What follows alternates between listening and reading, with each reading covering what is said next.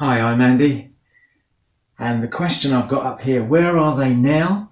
I know they're all dead, but we say they've gone, they've passed away. Where have they gone to? That's the issue. Now, I'm not making a judgment on these four individuals, but it does beg the question, where do people go? What happens when we die? Now, for some people, you may be one, some people will answer it and they'll say, oblivion. When you're dead, you're dead. That's it. You just push up daisies and that's the end of it. I don't know that there's any evidence for that, but that's what some people believe. Some others, they'll say they believe in reincarnation, that you'll come back as something else. And it's interesting when I've spoken to people with that view and I ask them, well, what were you before? And what did you do right or wrong to come back as who you are? There doesn't seem to be anything concrete coming back. But it's an interesting view. Others believe that we go to be an aimless spirit. And they'll talk about a loved one who looks down on them and watches out for them. And that's an interesting concept as well. So I just want to investigate these ways of looking at this. Now, I'm going to refer to the Bible, and the Bible tells us that God has put the knowledge of eternity in our hearts. In other words, we all know this concept of eternity because God has put that within us. Interestingly, in the year 2000, when the millennium came in, the word eternity was written up in lights on Sydney Harbour Bridge. So people all over the world understand that concept because God has put that within us. And it tells us that, these few short years that we have here are not the end. That's not the be-all and end-all of our existence. There is something else.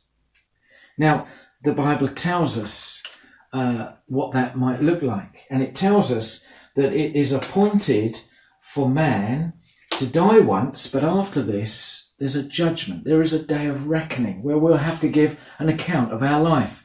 Now, there's two things there that maybe we don't like to reflect on too much. The first is that we're going to die. Now, we all know that. God says it's only going to happen once, that awful event. I'm glad to say it only happens once. And then after that, there is this judgment, this time of reckoning when we will give an account of what we've done in our life. Now, the Bible also tells us that in that judgment, it tells us, shall not the judge of all the earth do right? In other words, I'm never going to have to face the issue of some of the things that this man has done. God will be just and fair in my case.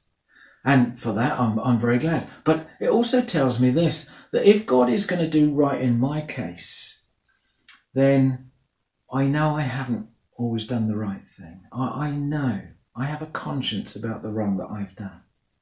Now, Jesus spoke of something else. Not that any of these, but Jesus spoke of a heaven and a hell. Now, the first, the idea of heaven, we love that idea. A place where there is no more pain, no more suffering, no more lying, stealing, cheating. Wow, the sort of world that we would love to have. Now, Jesus spoke very clearly about a heaven. And Jesus, he tells us, what we might do to get there. Now, the second place, hell, it's a place that we don't like to talk about it, do we? It's always got negative connotations. When someone says, go to hell, that's not a nice thing to say. And Jesus did speak about a place where God's love, God's kindness, God's goodness has been removed, a place where our wrong will be dealt with. And Jesus warned us about that place. He spoke more about it than anyone else because he doesn't want you and I to end up there.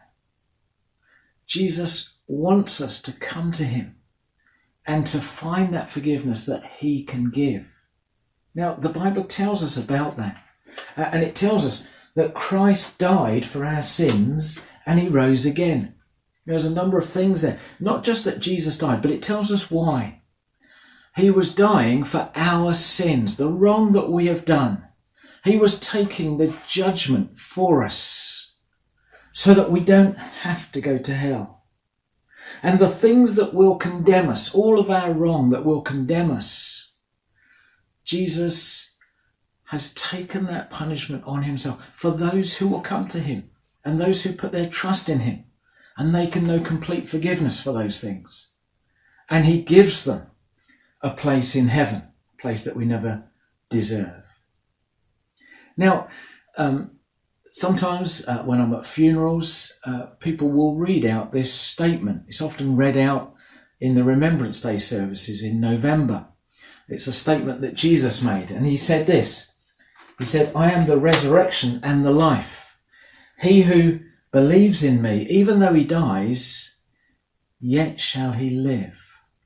In other words, Jesus is saying, look, we might go through that horrible experience of death, but there is life the other side for those who come to faith and trust in him.